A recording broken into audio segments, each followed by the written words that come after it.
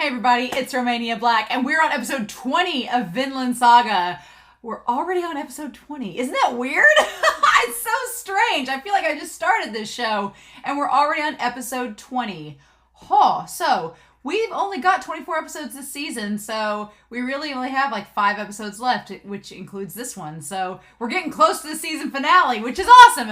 I'm not sad about it because I know that it's only going to be a very short time until we get to season 2, so that is encouraging. Those of you that had to wait, though, for years after this aired, I feel for you because this show's gotten so good. Episodes 18 and 19, they may be my favorite episodes so far. Maybe. I think episode 18 and 19 are definitely in my top 5 for sure. I love episode 18 and 19 together. They're really great. And so now we have Canute's coup. Canute's coup. I'm so excited. I'm so glad that we're going into the final act of season 1, and that's where this story is turning. Because when we had episodes 17 and 18, I'm like, are we really going to end this season just with the Thorkell fight? That seems like it's a little underwhelming. No, we're planning a coup against the king, and everybody's all about it. So I wanted to go ahead and I'm going to turn the slide up just a notch. I want to go ahead and talk about a few comments before we start.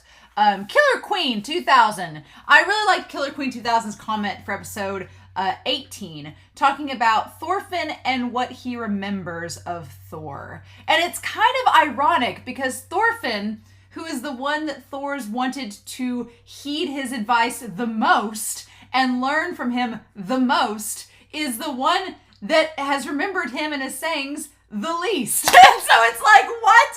Because if you think about it, everyone surrounding Thorfinn, Askeladd saw in Thor's what Thorfinn is supposed to see in him. Askeladd saw the true warrior. He got it. Thorkell saw the true warrior. He got it. Canute is embodying maybe the true warrior that Thorfinn's wanted to embody. He gets it. Thorfinn doesn't get it. And if Thorfinn does get it, he's not enacting it. He's not following that path. So it's just like the irony of all ironies. Everybody gets Thor's or embodies his doctrine except Thorfinn. So it's like, what? I think that that's so interesting. And it makes Thorfinn an intriguing main character, even though at this point we were talking in the Discord about it. At this point, Canute's a main character. Askeladd's a main character. Thorkell's getting main character vibes. Thor's ghost is getting main character vibes, but not Thorfinn. So funny how that, but it's kind of an odd, like, it's an odd subversion of where I thought this series was going. I thought we were going to really go heavy on Thorfinn being the main character, but he's really kind of taken a back seat at this point, which is, it'll be curious to see how this season ends and how season 2 is going to tie into this, but we'll see when we get there, right? But I thought that was really good comment, Killer Queen. I thought that was really great. Alan Esavado had a really, really cool comment on Patreon talking about the idea of what makes a true warrior. And I agree with this notion that Thor's kind of embodies this idea of not fighting for fun, not fighting for revenge, but the only reason you fight is to take care of someone that you love or care for. And it's really defending that loved one that makes you a true warrior. And the funny thing is, it's ironic that Thorkell gets it.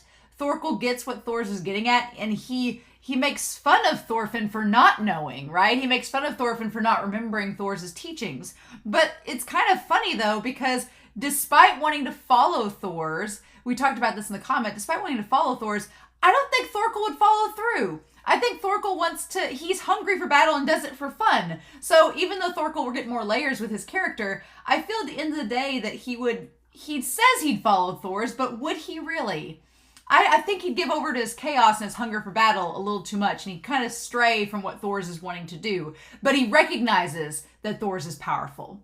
And again, the fact that Thor's could block his blow with no weapon at all and just his fist says something for how strong Thor's has become. But Thor's he says you don't need a sword. The day that you don't need a sword to fight is the day you become a true warrior. And so it's like, okay, I will. And Thorfinn is just not going in one ear and out the other, right?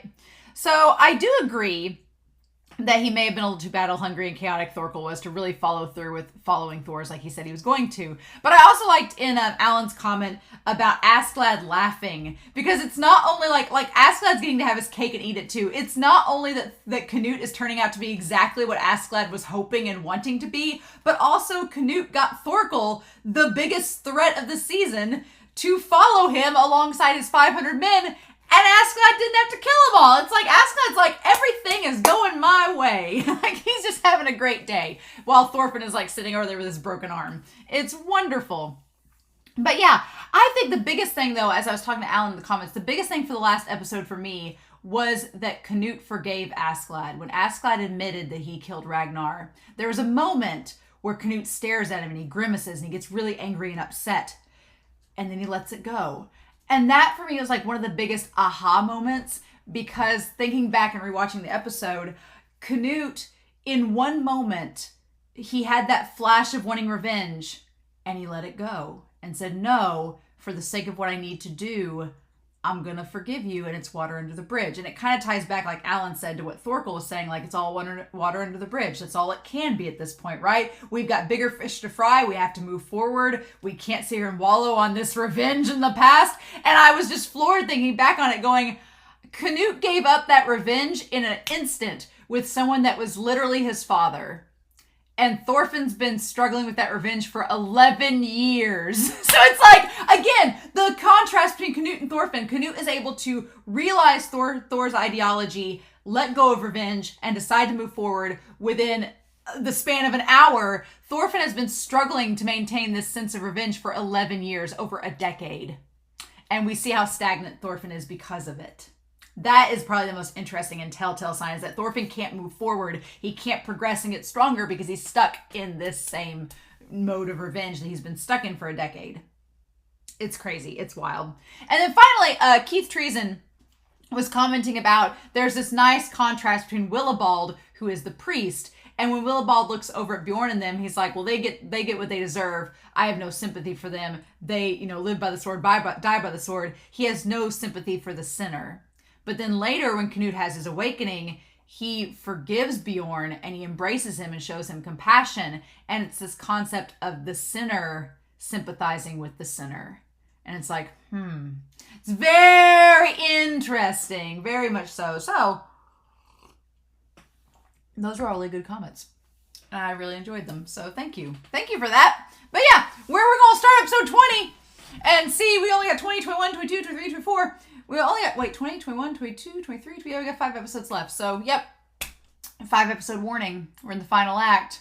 Canute's laid down the law that he wants to start a coup. Thorkell's on board with it. Thorfinn's got his arm in a sling. Askeladd's having the time of his life. Don't really see how Bjorn's going to react to all this, but I guess we'll find out, won't we? So we're going to start episode 20 of Vinland Saga and just see what happens. And we're going to do that here in 3, 2, 1, and let's go.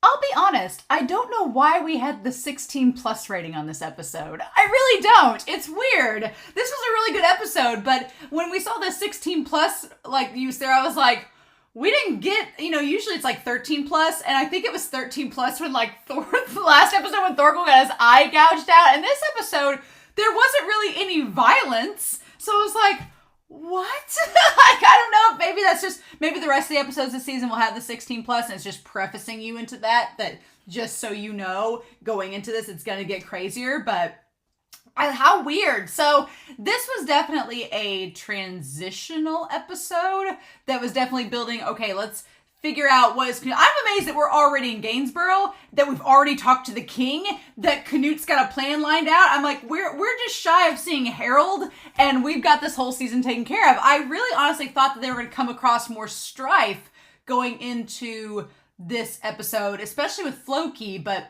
we'll talk about Floki. He's kind of on the back burner right now, and we've established that Harold is in Denmark, so he's kind of conveniently off map. But I'm wondering if the king if Sweyn, realizing that Canute's serious, if he's getting this banquet lined up and Harold's going to show up at the banquet to cause a ruckus, and that's going to lead to like a fight between Canute and Harold. Like, how's that going to go?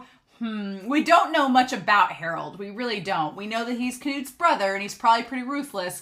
He seems like he's the favored son that's the warrior, so I'm curious. I'm assuming he's Canute's half-brother. He's not out of the same mom as Canute, so... But man, Askeladd! It's getting some more mystery with Askeladd.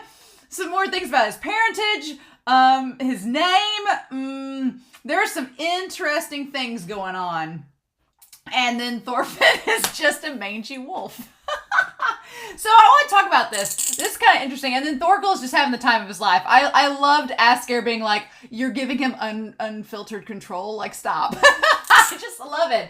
So we need to talk about this because we've got some different players here. We'll put Sweyn up here. Old Sweyn is rather interesting. Rather interesting. And I will give this series credit.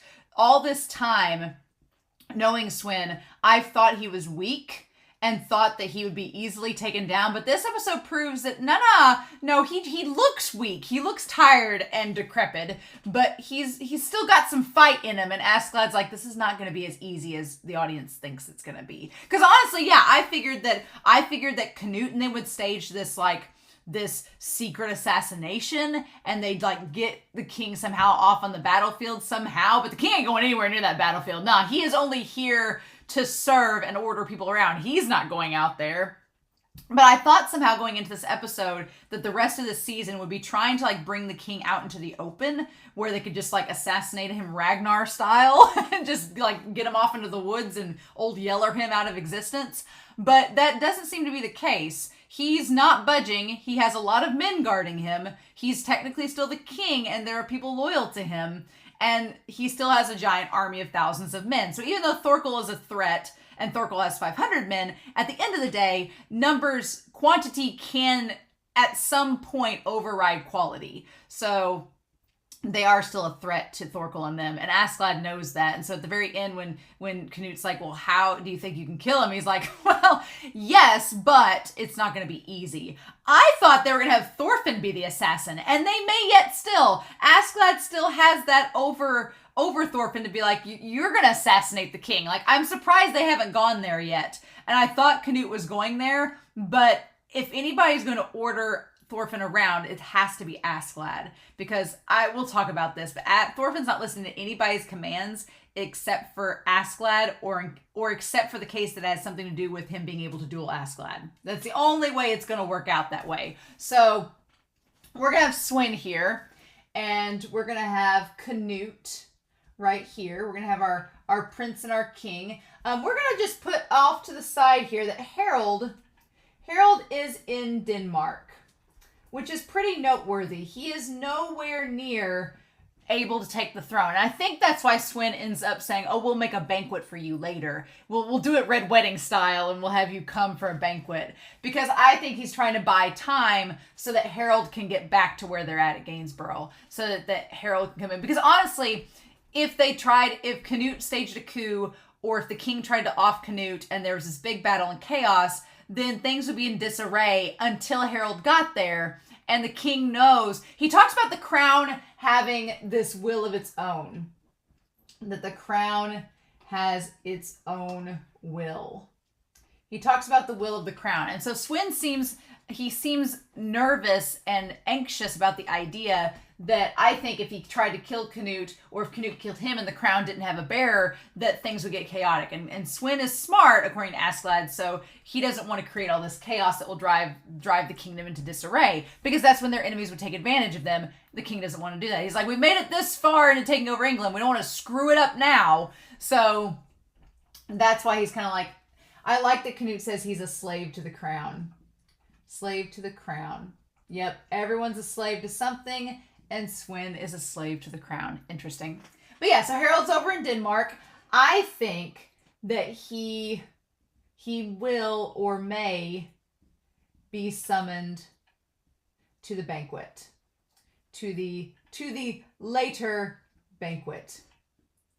I think that that's what we're building up to. We're going to build up to Harold confronting Canute about becoming king. And as we've known from previous episodes, a portion of the kingdom wants Canute to become king. And a portion of the kingdom wants Harold to become king. And Sweyn's kind of avoided picking one of the two because he doesn't want to cause civil war. He's just tried to conveniently oust Canute from the running, so then it's not a big deal. But that has fallen through. So I'm going to put Askeladd over here. I'm going to put Askeladd over here. And then we're also going to have, we might as well bring up old Thorfinn and Thorkell. Oh, uncle and nephew over here. So we're going to put Thorkell up here, right? And we're going to put Thorfinn down here. Okay. And then we'll have our other characters that are kind of off in the wings here. So as far as we know, Bjorn, according to Askeladd, Bjorn is mortally wounded. He said that it's gotten into his intestines and he's not long for this world. Which is really sad. I don't want Bjorn to die. I mean, I was a little worried for him in the last episode. I was like, well, surely Willibald can heal him up. But they didn't really have the proper medical procedures or medical tools. So I'm kind of sad at the idea that Bjorn might be fatally wounded. We didn't see him at all this episode. And I almost kind of forgot about him. And I was like, ugh. So I'm a little worried about that. But I figure we're going to at least see Bjorn one more time before he dies. Surely the creator's going to let us see him one more time. There's no way, right? I wonder, too, if Bjorn could become a sacrifice to, like, try to assassinate Sweyn as well. Because if Bjorn's mortally wounded, he's got nothing to lose. If he's going to fight one more battle, I could see Askeladd being like, look, you could go in and do this. You're going to die anyway. You might as well go out swinging with a sword in your hand. Die the Viking way, go Valhalla. Why not? So I could see maybe Bjorn being used as a assassin to try to kill King Sweyn. I also, in the back of my mind, I'm like, will Thorfinn be used to try and assassinate the king? Now, that, I think, can only work if Askeladd requests it, and there's the caveat that you'll get to fight me to the death if you do this. I think that's the only way it's going to work, and that's going to create a situation where Thorfinn is finally going to be like, okay, do I do what Askeladd tells me to do that's a really, really bold and outrageous, request that could end up in me dying just for the sake of revenge, or do I say, screw you and leave? With Leif, maybe. I want Leif to catch up to him, but I'm a little bit afraid. I'm afraid of Leif catching up to Thorfinn, if I'm honest. Because Thorfinn has become this mangy little wolf over the last 11 years. And I'm going to be heartbroken if he doesn't even remember Leif. Because Leif looks different because he's aged a lot. It's been over a decade. I'm going to be, heartbroken if Thorfinn doesn't even remember Leif and who he is. That's going to be heartbreaking. And 2, if Leif's like, let's go home to your family that have been looking for you for a decade. I've been searching for you all these years to find you, And Thorfinn's like, I gotta go kill the king. I can see that too. I can see Thorfinn being like, no. It's like, I could see Leif finding Thorfinn at like episode 23 and being like, let's go home. And Thorfinn chooses to pursue revenge and stay and try to kill the king. I could see it happening and my heart would shatter. I'm like, what? No. But I guess we'll cross that bridge when we get to it, right? But there's a lot of things set up in this episode. And one thing I love in narratives is when they set up all these players on a chessboard, how are they going to interact? How are they going to interact around others? And what are their actions going to be in the future? And what's going to influence them? So like what's going to go down? So I love this episode. It's called Crown. It's very, very fitting, right? It's very fitting for a number of reasons. There's a lot of things going on with this. But we are in, let's see, it's January of 2014 or 1014. We're not there yet. So 1014, and we're on the outskirts of Gainsborough. So it was November in the last episode, so it's been a couple months. So they've made it to Gainsborough. They made it out of the mountains. We see all the ships and everything, and we see all the camps and the tents set up with Floki and his men, and he is amazed. And he's trying to figure out why is Thorkell and them with him? What's going on? He's like, the reports of the left flank is undermanned. And so Floki, let's bring Floki into this because Floki's rather interesting. He's only here for like the first 30 seconds, right? But Floki, he knows not to underestimate Thorkell. He knows exactly how strong Thorkell is. And he's fought alongside Thorkell and Thors. He knows that Thorkell is not to be messed with, how strong he is, and how powerful he can be with just 500 men. He's like, no, get all the troops we can. This guy's dangerous. Y'all don't understand. I fought with him. Not somebody you want to get on a bad day, right? And so this one guy is trying, he's like, well, your actions are going to be pretty disrespectful if you go up to the prince and stuff with this army. And he's like, Floki just can't believe it. He's like, Floki is in denial that one, Canute is still alive and that Thorkell is one of his followers. He's like, it doesn't make sense. It's impossible. Floki is naturally a paranoid person. He's been established to kind of be a coward and be paranoid throughout the series. So I'm not surprised that he would go with a bunch of armed men to see Canute. Would not be surprised, right? And I just love the idea that he's like, it's impossible. You know, he has the same eye color and hair color. Are we going to find out that, like, Floki's a secret second uncle? Like, he's related to Thorfinn as well? No. And he's just so shocked to see Thorkell. And then with Canute, I love that even the horse that Canute is on has bowed its head in reverence. I just love that Asker is just like, Asker and Thorfinn look like they'd rather be anywhere else. They both just look like, Asker's like, I'm following Thorkell because I love him. And Thorfinn's like, I'm just here to kill Baldy. Like that's really, and then Canute's on his majestic steed. Like to see them all. Mm-hmm. Thorkell like freaking rocking the fashion. Like here's the thing. Thorkell's a giant man. There is no big and tall store in the Viking world.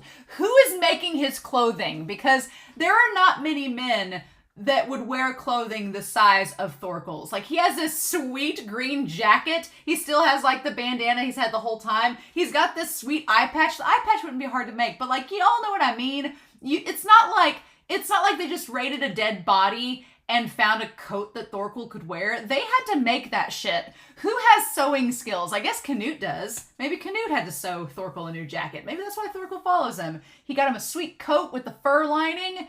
Thorkell's got the boots with the fur. He is best waifu. And we are here for him. And I love the first thing out of his mouth is he's like, hey, Floki, want to fight? I'll fight you. He's just like, hey, what's up? Let's fight. Just no filter. None whatsoever.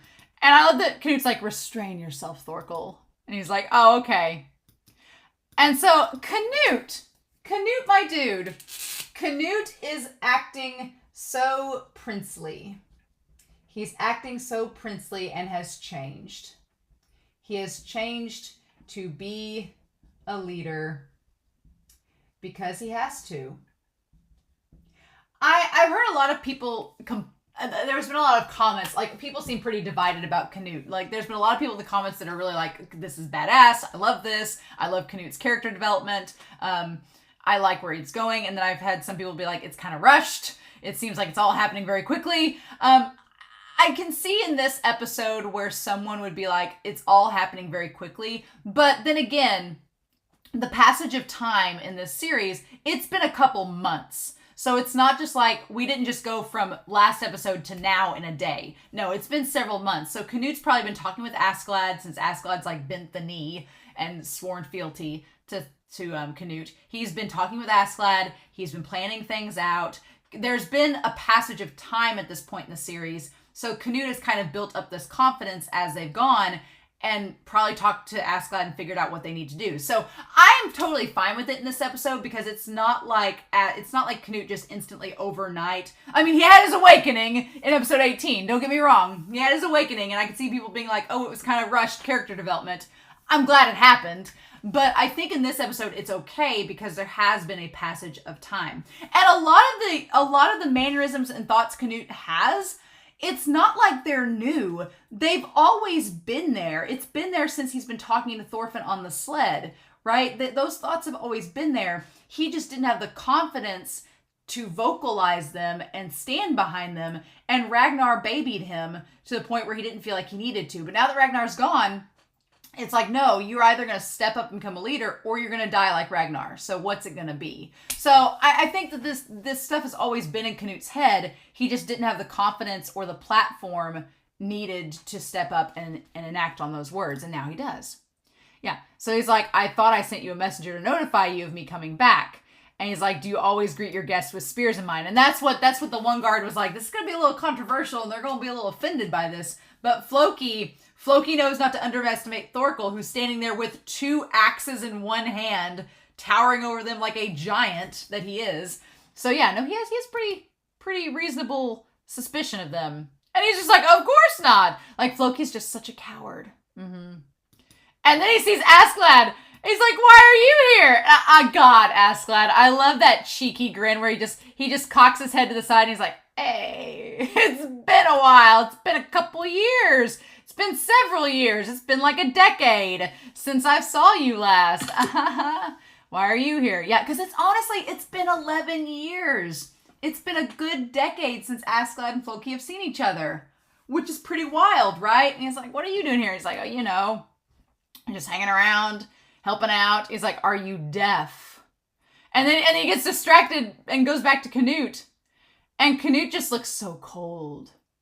And honestly, after seeing Sweyn's eyes, him and Canute have the same eyes. They're like the same shape. It's just Canute has the much more slender face. And I feel like Sweyn looks like Robert Baratheon from Game of Thrones. And Canute is like, not like Joffrey, but I feel like if Robert Baratheon's wife, Cersei, I feel like Canute has the more slender, like feminine face. Kind of like that deal. But to draw your bows against a member of the royal family of Denmark. And Floki's like, oh, no, I didn't mean to do any of that. Like, he's such a coward. And so he's like, oh, we Jomsvikings just received an inaccurate report that the enemy was going to attack. It's like, you're such a liar. Like, he just lies through his teeth and is such a coward too. And Canute knows it. He knows that Floki is lying. He's like, you're so full of shit. And just chooses to keep that in the back of his mind. I like that Canute doesn't necessarily call him out on it. He just like files it away and he's like, it's okay. I'm just not going to say anything about it now. It's fine. And so he apologizes and Canute's like, you're kind of a worm. He's like, it's fine.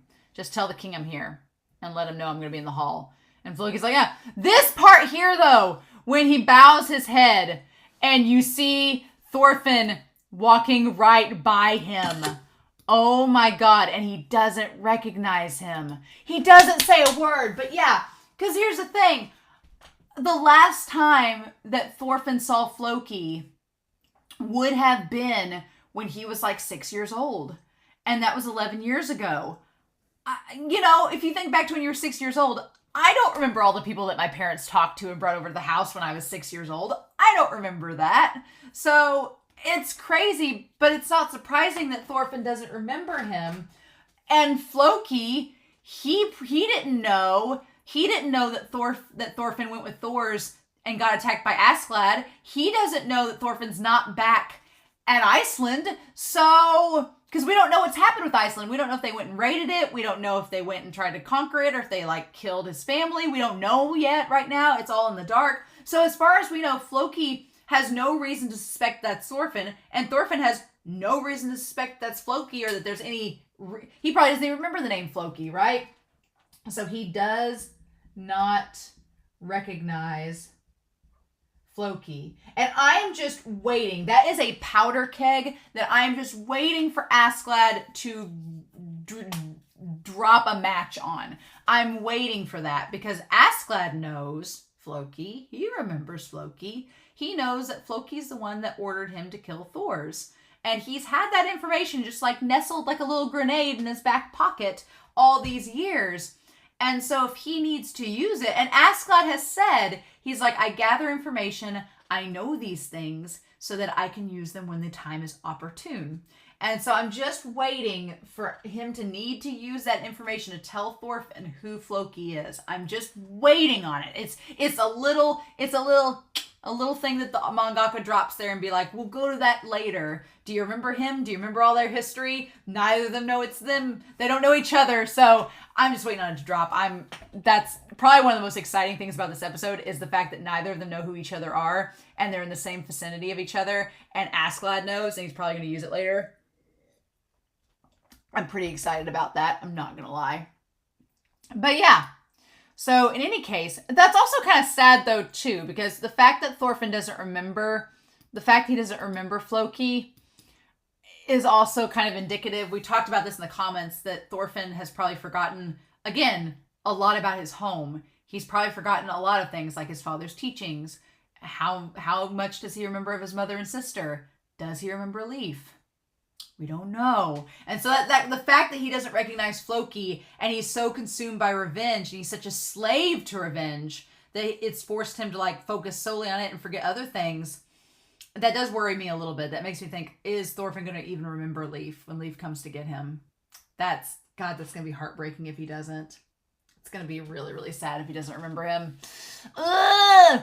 And so, yeah, Floki's like, what in the world happened? He's like, he's totally different. It's like, well, he went through a character arc, and now he's back here. It's fine. Canute's fine. It's okay. Okay, we're going to skip this intro. So, we go back to Gainsborough, the castle town, Danish army headquarters, and episode 20 is crowned. I do love Canute's jacket with the jewels that are like the ties together, that ties it together. I do really love that look. It kind of has a Princess Peach look to it too. So we joked a few episodes ago that Bjorn was Mario and Canute was Princess Peach. Kind of has that vibe. It almost looks like a brooch until you see the front of it.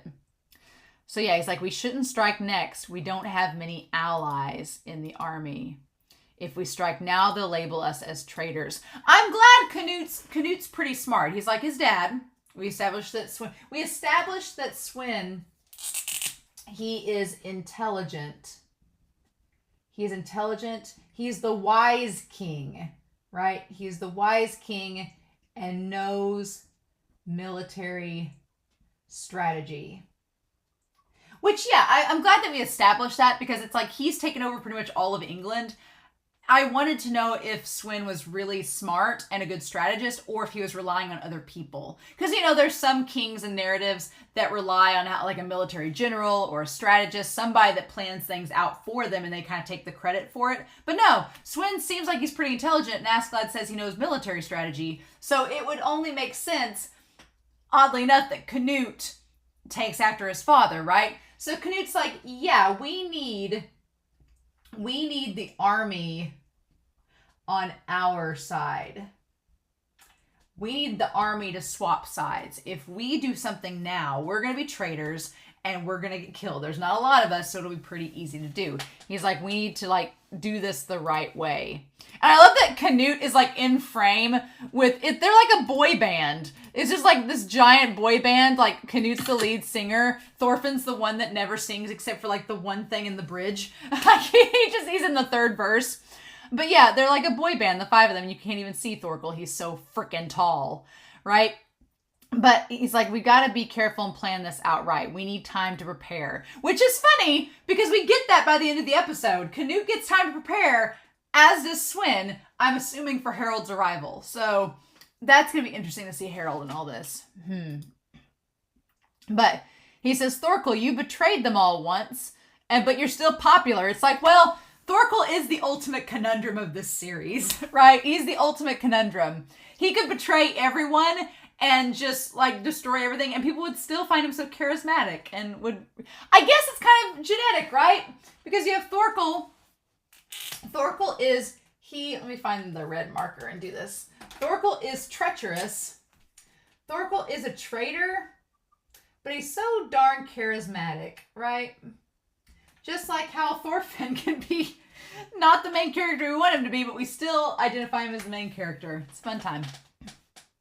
And so he's like, well, somehow you're still popular. So he's like, he says, spend time with the leaders in all of the clans and mend ties with them. He's like, you know, put water under the bridge, Thorkell. Befriend all the leaders. Get them to be on our side so that when we kill the king, they don't kill us. And Thorkell, I like that you could just see like, I'm going to take a picture of that and do like try to Photoshop that to do the woman's like, where she has all the equations going around her head. And I'm going to put that on Twitter and the Discord. But yeah, I'm going to try to do that. It's just amazing. But he's just like, wait, so you mean, and Asker, I love that Asker's like, he's like, no, he's like, you're giving him too much power. You just told him to go mend ties with all the clans. That means drink with all of them. We're going to drink the village out of house and home. I love how Asgeir's like, no. He's like, what have you done? Because Thorkell's like, oh, so in other words, you're telling me to go drink as much as I want and that you'll pay for it? And he's like, as long as you invite the other leaders, yes. And Asgeir's like, oh my God. I just love that he's like, what a wonderful order. God, I love him.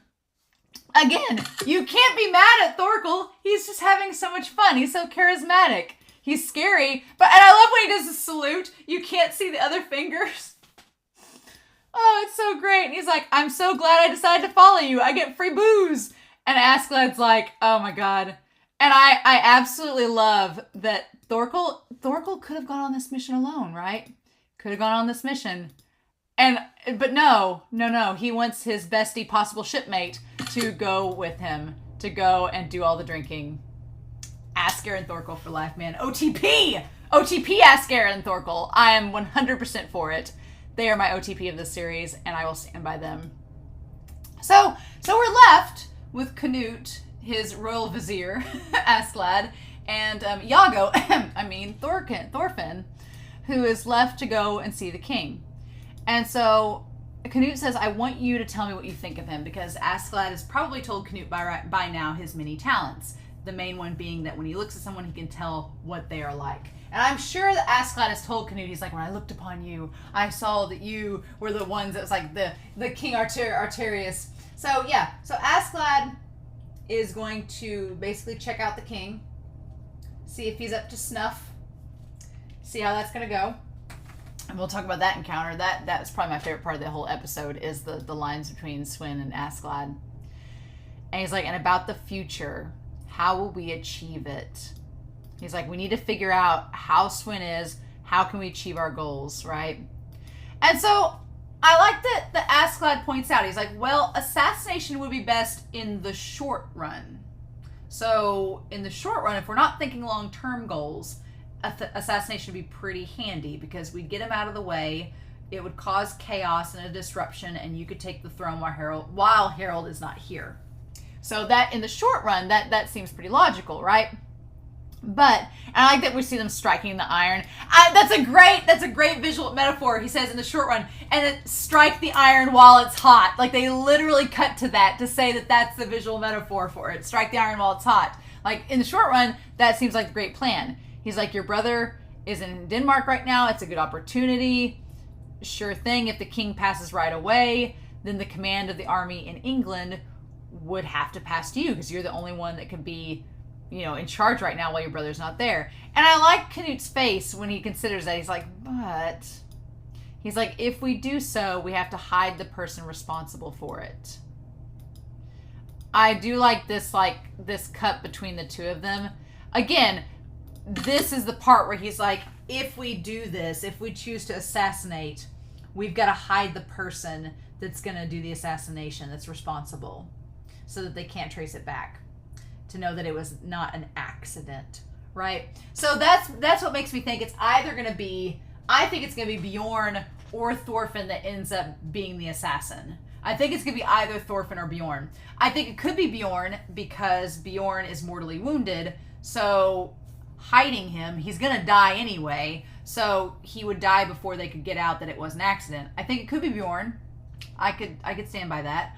But I also think it could be Thorfinn because Askeladd still doesn't really care about Thorfinn. It's funny, this whole series, I thought that maybe, I foolishly as a sweet summer child, thought that Thorfinn and Askeladd would develop this this weird pseudo-fatherly bond, and they kind of have. In the last episode, it was kind of there, but it was mainly just for survival. But Askeladd still seems like he doesn't care if he discards Thorfinn. He still doesn't care. He cares a lot about Canute, because Canute's important for his ultimate agenda, but Thorfinn is just there to be used. And so I would not be surprised if Thorfinn was thrown into the fire being like, well, you kill him, and then we'll just, get you out of sight, right? We'll abandon you.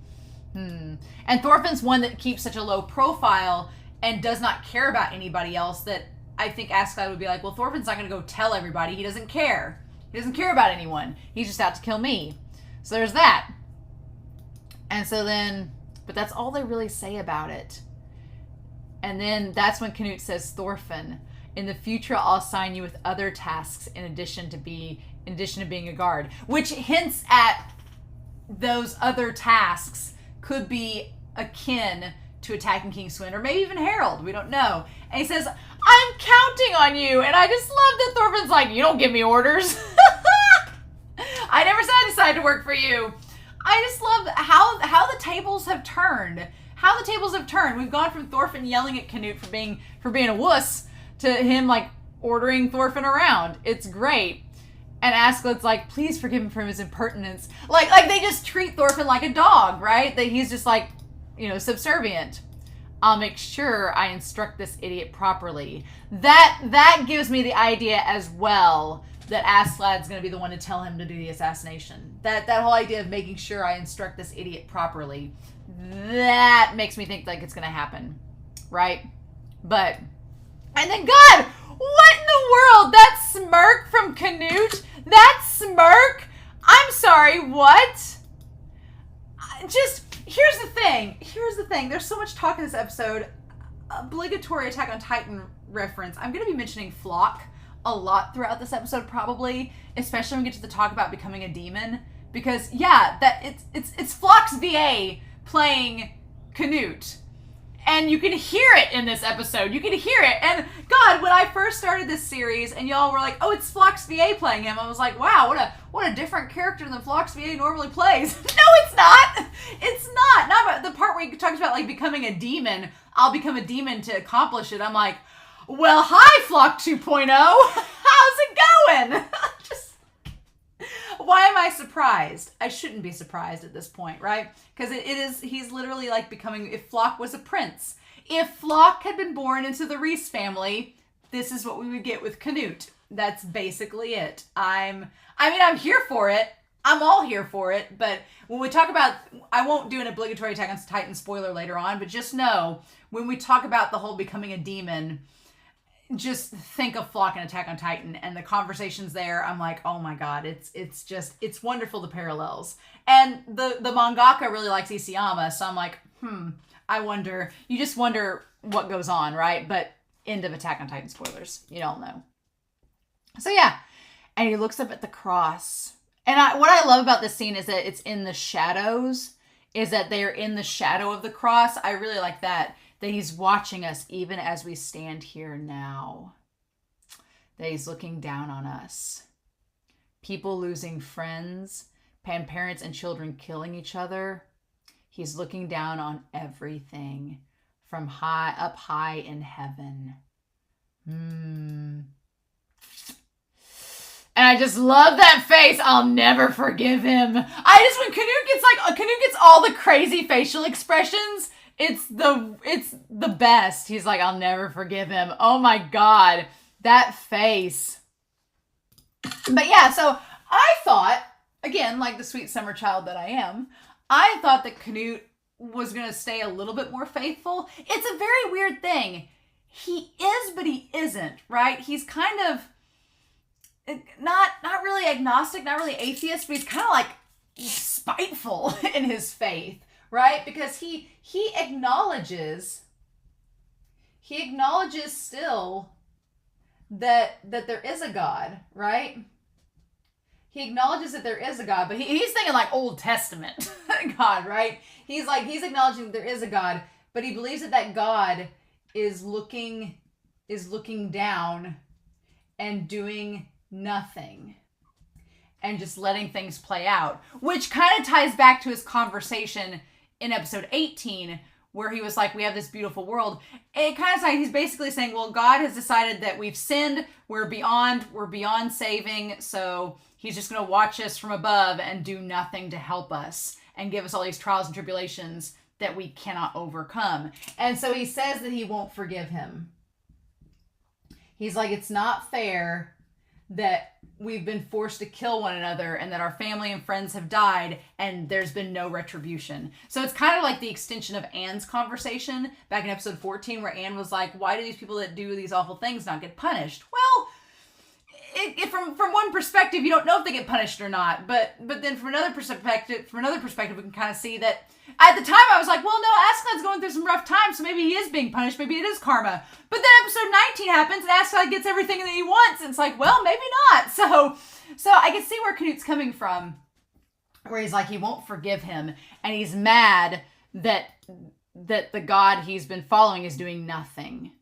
And he says, I'm going to create paradise on earth, a peaceful and prosperous place. We see all the farmlands, a utopia for those who go through suffering in their lives. He's basically like, I'm going to create Vinland.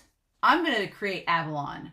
I'm going to create this paradise. He says, I may not be able to achieve it in one generation. It may not end with me, but he's like, I'm going to be the catalyst for it. I'm going to take the first step. So I like that he acknowledges he's realistic. He's like, he is going to start. He's going to start the trend. He's going to make the change that's going to be the catalyst for things to change in the future. And I like the sunshine down and Askeladd. It's like, okay. And Thorfinn's like, whatevs. He's like, I'm sure God will cherish me and summon me to his side. This is the part that's interesting, right? Because he says he'll never forgive God. But he says he's going to do something so great and wonderful that he says that God will summon him. He's like, I'm going to do something so wonderful that God's going to summon me to his side and cherish me. But that in that moment, I will tell him that we don't need heaven nor its trials any longer. And so that he makes that grim face. So then he's going to be summoned by him, but he's going to deny him and say that he has his own paradise. So he's like, we'll get to the point where we won't need God. We won't need him, is what he's saying. Our paradise is on earth. That face. God, that face. Where he like grimaces there. He's like, we won't need him in his teachings. And I love Thorfinn being like, Thorfinn looks so indifferent. He's just like, okay, whatevs, sure thing. He's like, it's fine. He's like, we're going to take back what we lost. And I'm willing to turn into a demon if that's what it takes to do it. Again, I love the idea of willing to become a demon to get back what was lost. Which is such a conundrum, because in episode 18 they talked about with Willibald the idea, it's such a weird thing, because, and with Canute, and I wonder if that shot to Thorfinn was not just for comedic effect, but for the idea of Thorfinn's mulling over, like, because there is this comparison of Canute and Thor's that I've been making this whole time. But I don't know. I feel like Canute and Thor's, this episode makes them a little bit different, right? I feel like this episode makes them a little bit different, because I feel like Thor's didn't want to become a demon. No. Thor's gave up fighting for glory, for himself, and for, quote unquote, the cause, and focused on peace and love in his family. I mean, he still defended them and would fight to defend them, but Thor's wasn't striving to make this grand declaration. He wasn't striving to create this paradise. He wasn't striving to go against God and do this big declaration like Canute is. Thor's was just trying to like live out his life in peace and teach his kids like the same values, these values that he wanted to instill upon them. He's trying to make these, it's kind of funny. It's the micro versus the macro, right? It's micro versus macro, where you have Thor's, I think, is more the micro, and you have Canute that's more of the macro. Canute wants this big sweeping change. She's like, we're going to create a utopia. We're going to stick our middle finger up to God and say, we don't need you. We're going to do this big, grand, overarching thing. He's like, and I'll start out this big trend that will be a catalyst to changing the world and causing world peace and everything. Like, he's doing these macro things on a big level. Thor's didn't want to like change the world at all. He just wanted to be a good father and set a good example for his kids and do one little step that would carry on to his children, and maybe they would carry on to their children, and that would slowly, like, maybe it would become something macro, but that wasn't his goal, right? He was just in the moment trying to become a better person. And I think someone that would be capable, that someone that could embody the actual love that Willibald is talking about. But now, Canute seems to be a little bit different than that. So it's interesting that I've been comparing Canute and Thors. I still think both of them both Canute and Thors have kind of lost we're not sheep going along with the cause because we're told to. We're kind of breaking away from that mold. I think they're similar in that vein, but this episode is kind of painting Canute more with more sweeping goals, more princely royal goals, whereas Thors is like, that's not me. I'm just trying to be a humble man in Iceland, taking care of my family and doing the right thing. And Askeladd's kind of like, Askeladd kind of watches him walk away, being like, you got these grand ideas, sir. Hope that they include helping my Welsh people out. And he says, I'll help you, your highness. That I'll follow you. Interesting. But again, that's kind of a funny thing. We tie back to that cross in the shadow. It's sort of like Canute. You can make these contrasts, being like, well, Canute, according to the Christian faith, God did try to create this utopia. He did. He tried to create this utopia and have these people that would, have this perfect world. And what happened? Well, they mucked it up.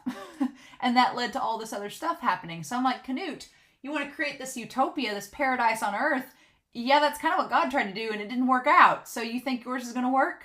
It's just an interesting, the fact that we tie back to that cross at the end. It's like, yeah, the whole point was that no, humanity has lost that part of them.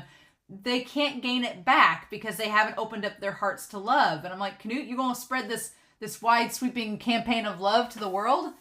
It's interesting. There's parallels there. It's fascinating, but it's like Canute is almost trying to not become a god necessarily, but trying to have the same goal that the Christian God originally had as well. And it didn't work out, so hope your plan works, Canute. But then, yeah, we go back to the Great Hall. That's closed off, of course. I love this scene. Everything about this scene is wonderful, and I love it. And it's just the fact that they're all gathered there, and it's an ambush.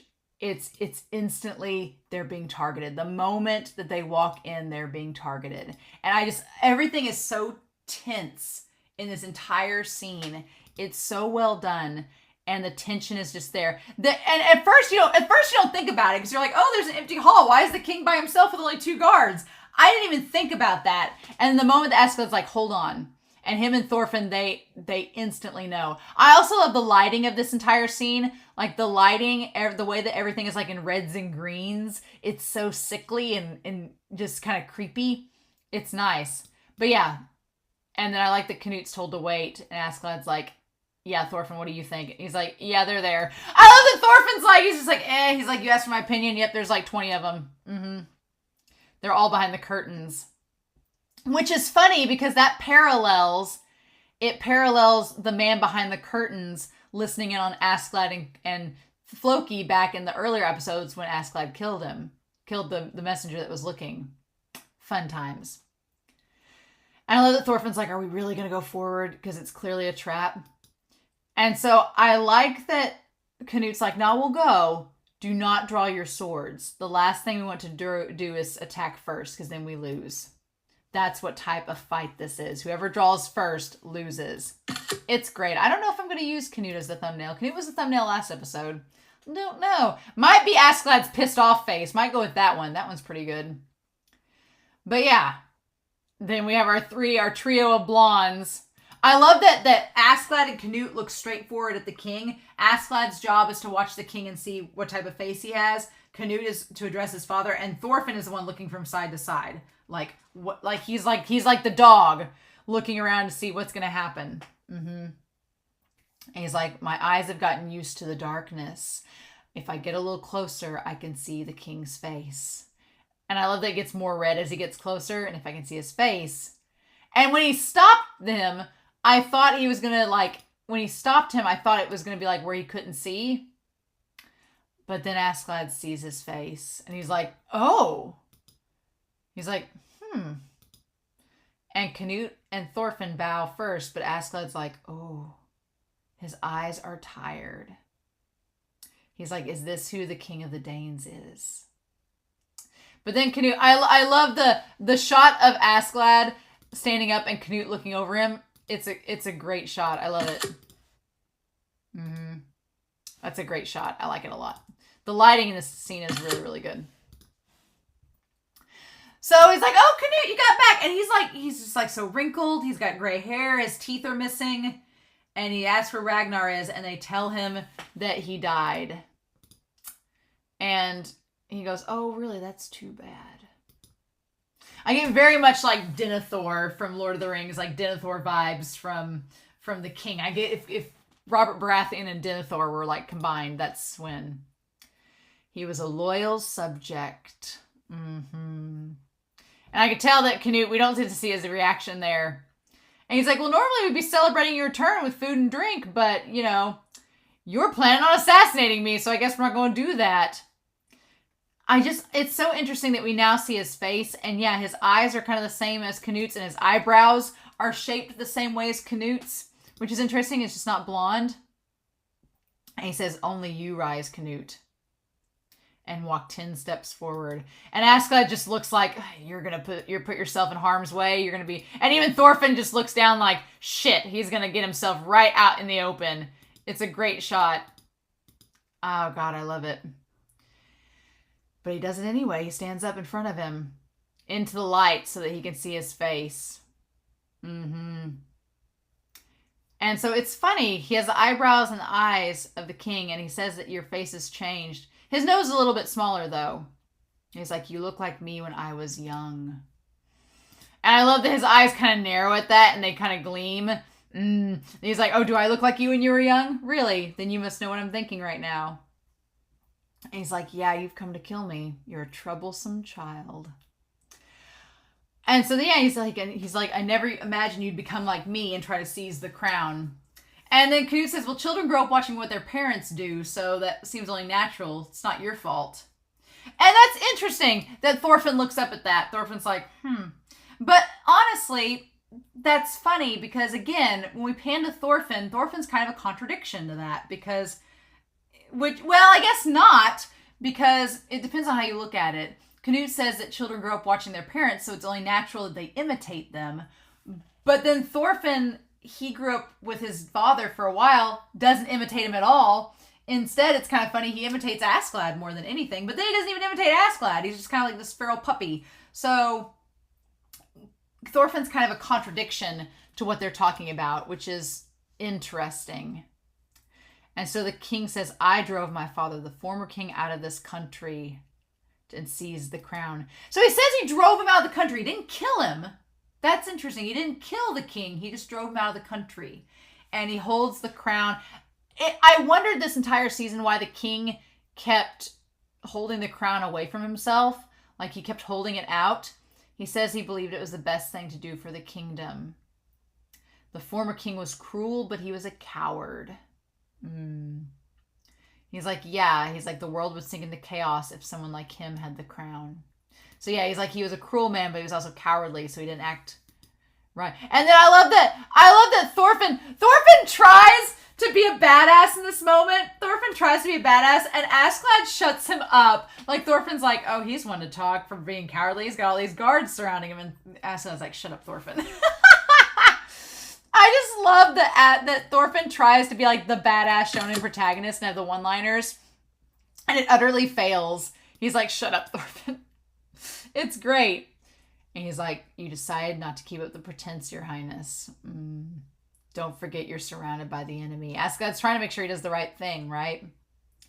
He's like, I thought I had done something great, that I could do great things, until I put this on, that is.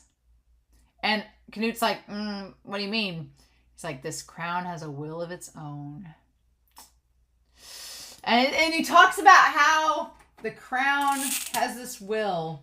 And so he had ambition too. He had ambition until he seized the crown. Okay. He's like, but once I gained all that power, things were different. And in other series that I've watched, we've talked about the idea of power corrupting or power revealing about someone. And Sweyn seems to think that it's power corrupting. He thinks that he's like, you can take all kinds of treasure from distant lands. You can do all these crazy things. A power like that of the gods is bestowed upon you. So he kind of addresses what Canute is wanting to do. He's like, you would be like a god with this crown, which is Canute kind of wants to be like, to create this utopia. And he's like, but it's not easy. It's not like what you think. He's like, once you put the crown on, things change, right? He's like, there's a new kind of pressure. He's like, however, he says, Canute, you don't understand, my son. The king isn't the one who uses that power. I like that shot of him in the throne. I don't know if it'll be the thumbnail, but I do like that shot. It's all in the reds. The power is used by the will of the crown. And Canute kind of gets mad at that because it seems like you're blaming everything on the crown. And so whenever Canute gets mad, he kind of has this like little tense, like he's sucking on a lemon. So he's just like, it kind of gets that face. But so the king is saying that the crown causes the atrocities, not the person. Which Canute seems to want to call bullshit on. He's like, no, you're just using the crown as an excuse. But honestly, in Sweyn's somewhat defense, there is a little bit of truth to that. Because, yeah, he's a slave to the crown. He's making it seem like the crown has all this power and that he's just a slave to it.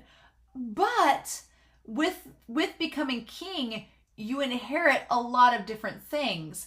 You not only have your own agenda to deal with, but now you have the agenda of entire kingdom to maintain and sustain and run. And whose agendas do you follow along with?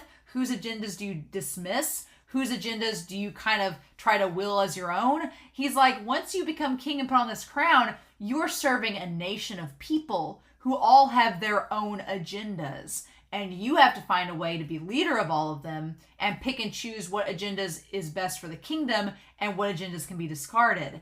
And he's like, that's not easy. He's like, that power, it not only, you just don't get it for yourself. It involves an entire kingdom and a nation, and you have armies to lead. You have to take those armies into account. You have to appease them. He's like, there's a whole lot of factors in there, Canute. So you creating this utopia, you got to get all these people on board with that too. Do they want that same utopia that you want?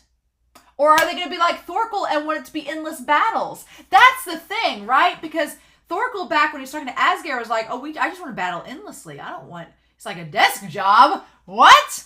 And Canute's plan seems like he wants to create this utopia. And Askeladd's on board with it because, one, he thinks that the Danes are all a bunch of savages. And he's like, you guys wanting to battle endlessly is stupid.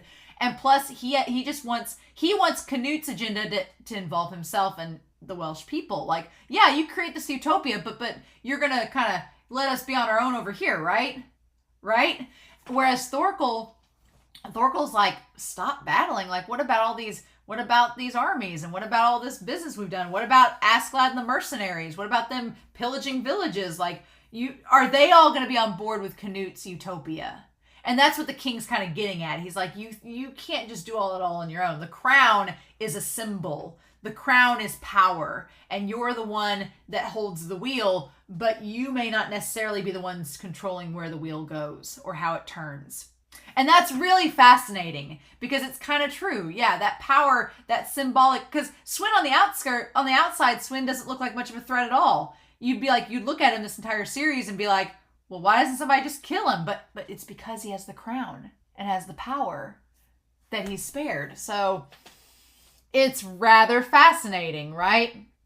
And so then Canute gets a little mad and he's like, oh, the crown ordered you to kill me? Is that it? And Askeladd's like, you're about to say something that you're going to regret. And then the king says there are only two things the crown orders a king to do. And that is to use his power and to increase his power. So he's like, the only thing the crown tells me to do is to use and increase power. And my actions are based upon that and nothing more. So it's like, okay. It's like, okay. And Canute doesn't seem satisfied with that answer. He's like, resistance is futile. He's like, the crown does not want you. So it's almost like, I do understand Canute's frustration because the king is like, the crown doesn't want you, but the crown is not an artificial intelligence. It is the king saying that he does not believe that Canute will be the one fit to serve the kingdom and to use that power the most effectively rather than Harold. And that's when all these people show up and surround them. I do like this shot of the three of them back to back, like our three musketeers of Thorfinn, Askeladd, and Canute. I do like that shot of them. And then Canute's just like, I'm over this. I can't. And so from there, we get our little side preview, all that. And so he says, he offers him a place in Cornwall. So the king is like, he's like, I'll let you go. He's like, just let Harold become king. You go off to Cornwall. I'll give you a little plantation, a little settlement of your own. And you can just go read the Bible there. And at that point, he assumes that Canute might still be like he was before. And so it's very mocking when he's like, you can just go read the Bible in peace. It's like, yeah, until his brother or somebody comes to kill them, right? He's like, if you refuse, you'll die here. And he looks so tragic. The king has just all these wrinkles and like boils and his eyes have sunken. And Canute's like, he's like, no. He's like, did the crown make you say that too? Oh my God, your highness. And Askeladd's like, nope, you are speaking too far. He's like, you're going to get killed if you say another word. He's like, I humbly ask you to let me speak. Let me talk some sense in this situation and diffuse it before it gets rough. Before you have a father-son quarrel, let me just kind of like... And I like that Canute just goes, fine. And he says, state your name. And he says, I'm Canute's follower, Askeladd, son of Olaf. I love that shot of his hand like resting on his hand has all the veins that's resting on the concrete. He says, with all due respect, he's like, is your actions really in will of the crown or not? And the king's like, I'm curious, go on. What do you mean? And he says, well, let's think about this logically. If you kill Canute now, what's there to benefit? He's like, as you can see, Canute stole Thorkell to his side and all this military power away from London, which you guys weren't able to do. So what I thought Askeladd was getting at was that he says if he becomes the king of England, then London will have no choice but to surrender. So what I thought Askeladd was getting at was the idea of, hey, you've got this person who your son is able to, get people on his side that are very powerful. If you're going to inherit England, you're now going to have Denmark and England to rule over. That's a lot of ground to cover. Your son's pretty smart and adept at ruling and getting people on his side. Why, you might want to consider making him like King of England and having your son Harold rule in Denmark. It might not hurt to have two kings, somebody to split the royal duties, if you know what I mean. Or at least like someone to help maintain England while your son is king, just throwing it out there. It's a possibility. He says, the wealth of London will become yours untouched, your highness. And his highness Canute is the one who made the sacrifice for this great achievement. He's like, so the people of London will know that. He says, is it not unreasonable to punish the man who rendered such distinguished service? It would deeply trouble your generals when the time comes to divide the new territory. Please reconsider this matter. So yeah, he's like, if you kill Canute now, you might be in a conundrum later when you're trying to like divvy up territories and responsibilities. But if you have Canute around, that could be to your benefits. Do you really want to kill him off right now? Do you? And the king kind of laughs at that. He's like, huh. He's like, you're a man who's good with his words. And he said, Askeladd, the one covered in ashes.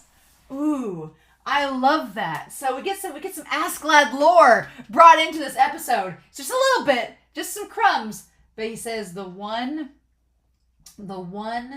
covered in ashes. Which is curious. I'm guessing that's what Askeladd means. I guess that's its meaning, the one covered in ashes. Which kind of seems fitting. You have his mom who is deeply religious and believed in like Avalon and King Artorias getting reborn and everything. Seems like a phoenix like covered in the ashes of the phoenix. Which kind of relates to Canute because Askeladd is like covered in the ashes of this reborn prince. Kind of relates to it. But he says that name's kind of odd. And he says that's your nickname, right? And Askeladd is like, tell me the name that your father gave you. we don't see a reaction, right? And it's quiet for a moment. He says, I'm only known as Askeladd. And he says, my father didn't give me a name. So we're gonna get into like touching on Askeladd's his trigger button. Askeladd's little sensitivity there. So the king asks if it's a nickname. He's like, that's a weird name for an actual kid to have, especially like a noble, especially if your father was a nobleman. Why would he give you that name? He's like, what's your real name? And Askeladd is the name that his mother gave him. Supposedly, we think. It's either the name his mother gave him or the name Askeladd gave himself.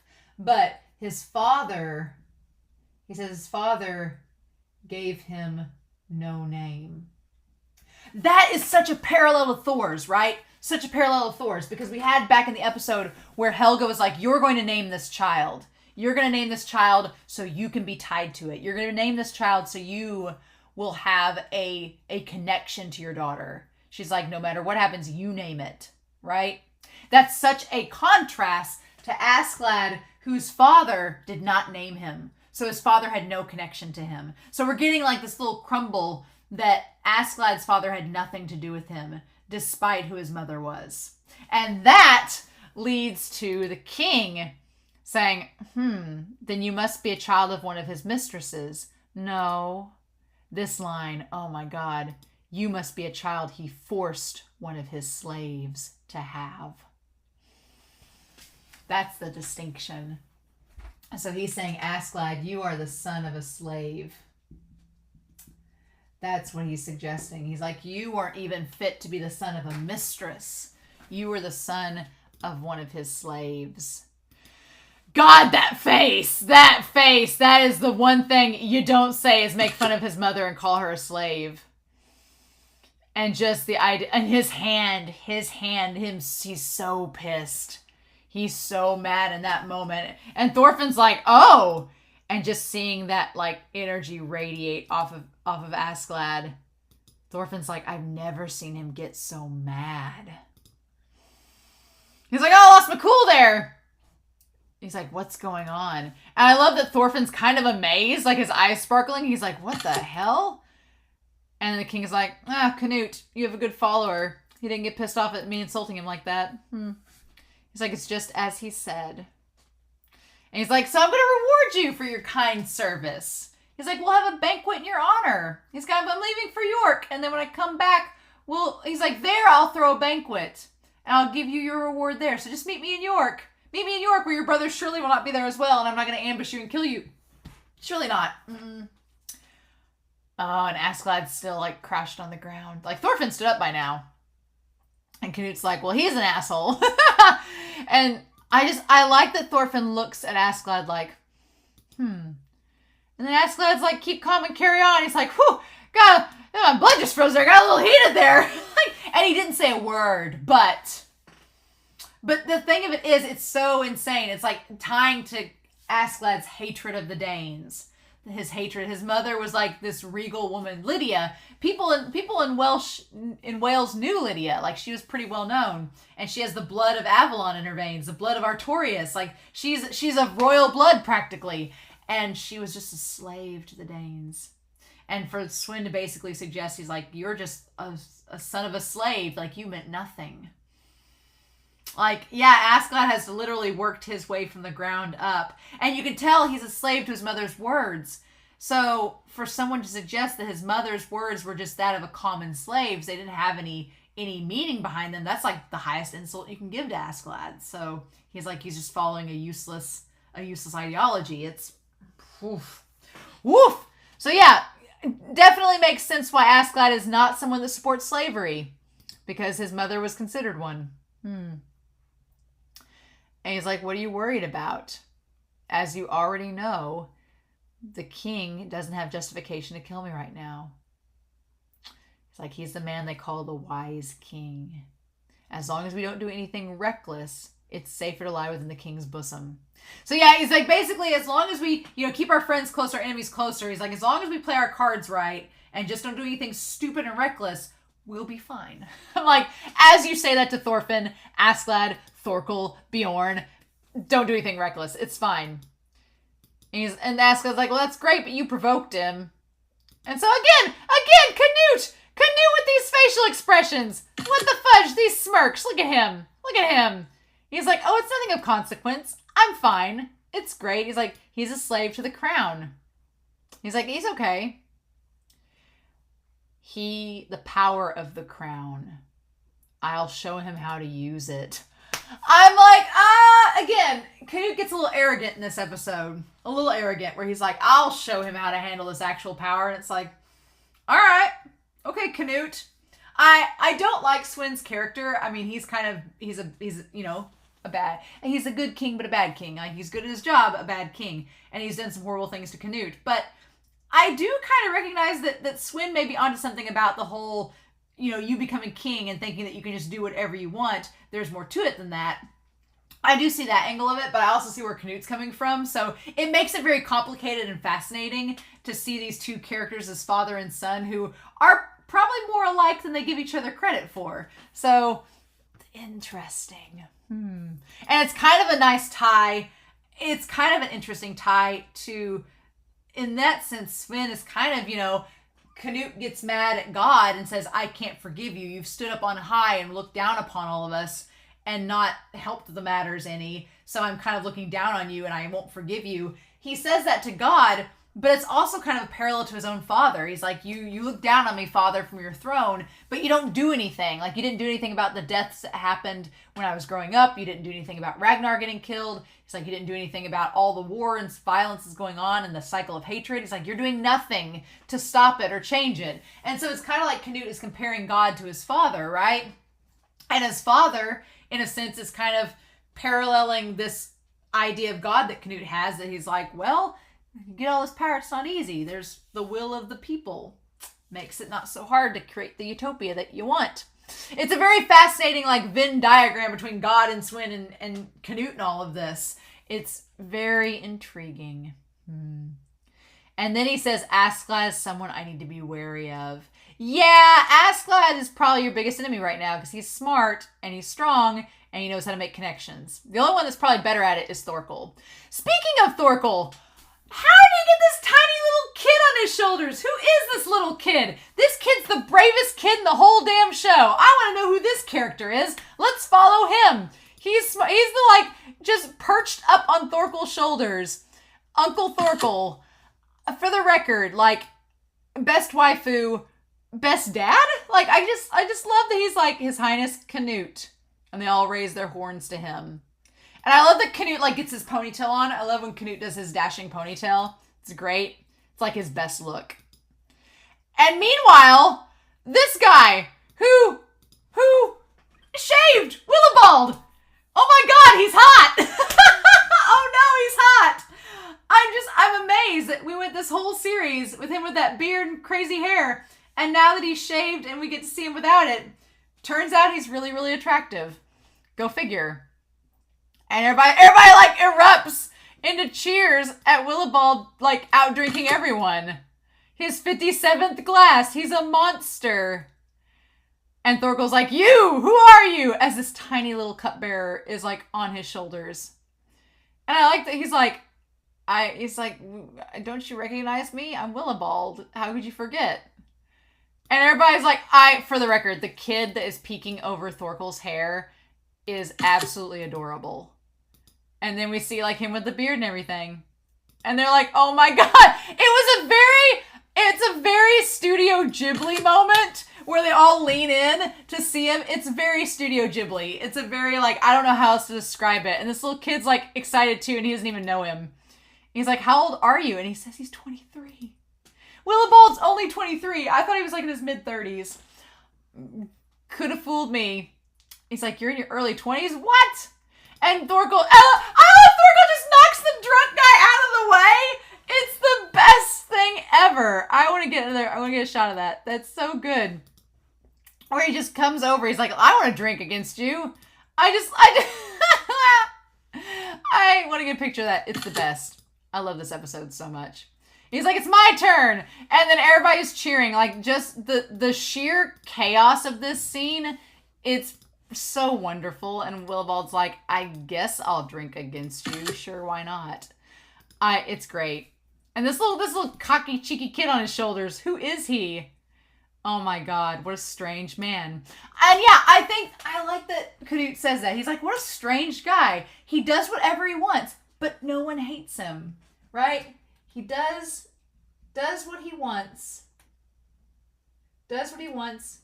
No one hates him.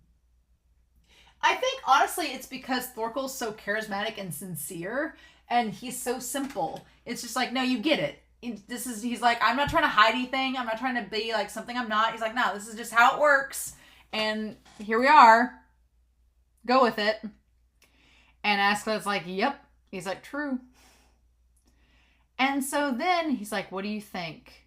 And I love that they talk like behind their horns of their glasses. He's like, do you think you can kill the king?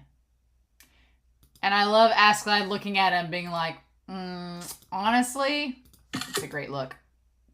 It's going to be difficult. It's going to be difficult. That's what I'd say. The king is a smart man. He's smart. He's discerning, a man of action who can make the first move. That's the thing. He's smart and he knows that sometimes he's got to make the first move to survive. So he's not afraid to do that, right? He does what needs to be done, but he's not afraid to take action. He said he saw that we wouldn't buckle under his threats and switched to a different strategy. He's skilled in war. No wonder he's the king. Yeah, so that's kind of the thing. Like, this whole time I've been questioning, like, why is Sweyn the king? He seems so weak. But no, we find out in the 20th hour that he's actually pretty comparable and pretty competent. He's a tough opponent. But Askeladd seems like he's excited by the challenge. And so I love that Canute's just like, well, if we're going to kill him someday, I guess now is not the time. The Canute's outfit's interesting, like all the different colors.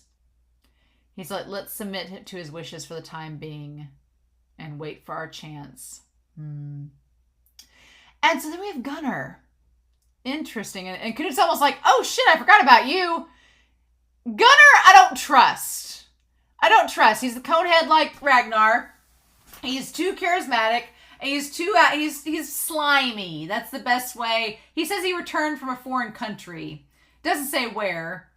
And so he's like, And he's like, oh, who's this gentleman that's your new follower? Who's this? Can you introduce me? He's slimy. I don't know. He's just kind of like, and Canute doesn't seem too on board with him. And then, yeah, Askeladd, who can instantly tell who he is, he's like, he's going to be annoying. Because, yeah, it's funny that Gunnar says, oh, you look like you're a dependable character. And Askeladd's like, you look like you're going to be annoying. So, I don't trust him either. He seems a little too cheerful right when you first meet him. And so he asks Canute. He says, that plan from a long time ago, the prospects look brighter now. So he wanted Canute to go into exile, right? To get out of there. I'm talking about the Duchy of Normandy. So going to go to France? Interesting. He's like, I want to talk about it with my brother. This part here is pretty chilling, right? So what we don't know is Canute knows more about Gunnar than we, the audience, do, and Askeladd does. So the question is, does Canute know that Gunnar doesn't really care about Ragnar, and so that's why he's so blunt with him? Or is Canute like, I can't afford to get emotional over Ragnar's death, so I've just got to be blunt, and that's the only way I can kind of cope with the situation? But he says Ragnar's dead. And I just love that he's like, wait, what? He's like, sorry for making go through all the trouble. And he has the meat there. He's like, I'm not going into exile. He's like, I'm sorry to put you through the trouble of running circles around to other countries. And he's like, I just picked a fight with Sweyn. And Gunnar, who seems to have the same nervous factor that Ragnar did. He just doesn't have the fatherly charm. And I don't blame Gunnar for being kind of, he's like, help me. Like, Canute in like in one single breath, Canute was like, oh, sorry to make you go through all that trouble, but your brother's dead and I've decided to pick a fight with my dad, so can you like help me? Like, in one breath, and Gunnar's still like back on my brother's dead. What? Like, trying to process it in that moment. He's like, my brother. And so he's like, Gunnar. And he's just like, I like the little lick thing. He's like, your job is to keep an eye on the king and report back to me. Like, without a single hesitation. Choose soldiers who you trust. And he's like, Your Highness, should we talk about this here? Meanwhile, Thorkell's like just chugging the barrel, like doesn't even care. It's great. I'm like, oh, Thorkell, never change. He's like, in a place like this, should we talk about this here? I don't know. And he's like, this is actually a good place to talk because no one can hear us. He's like, Your Highness, you've changed. Mm-hmm. And I like that Canute's like, I have to change everything. And so Canute's like, I've realized how bad the system is, and I've got to become a demon to change it. But that was pretty cold, that he just casually was like, your brother's dead, get over it, let's do this. And Gunnar's like, whoa. I still think he's slimy, though. I don't trust Gunnar at all. And so then this show cuts to men peeing in the snow more than any other show I've ever watched. Not that that is surprising, but yeah, Askeladd going out in the snow to take a leak and saying Gunnar's no good. But he's like, I don't think he's as loyal to the prince as he says. Yeah, he instantly knows he's slimy, can't trust him, would probably rat him out. And he's charging, and Canute's charging him to go find out info on the king. I don't know. Meanwhile, but then, while all this is going on, all this fun and excitement, he looks over, and Thorfinn is like a little rabid dog, and he has his arm, so his arm is still healing, and he's got it in I didn't notice that during the reaction, he has it in like a cast with the knife, and it's still healing up, and he's still using it to try to, like, he's sitting there just like doing all these backflips and everything. Like, Thorfinn is amazing. It's just like all this energy towards this one ambition. And Askeladd's like, he just is like, how wonderful that you're so devoted to staying prepared. Doesn't your right arm hurt? And then he winces there, right? He winces. Is it from peeing? Or is it from...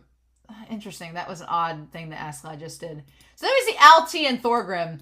Thorgrim looks like he's... I think Thorkell broke Thorgrim. I think Thorgrim got broke by Thorkell. I think Thorkell like made him like lose some brain cells, maybe, because Alti is sitting there like kind of watching over him, and he's just staring off into space. It makes sense why Alti wants to leave.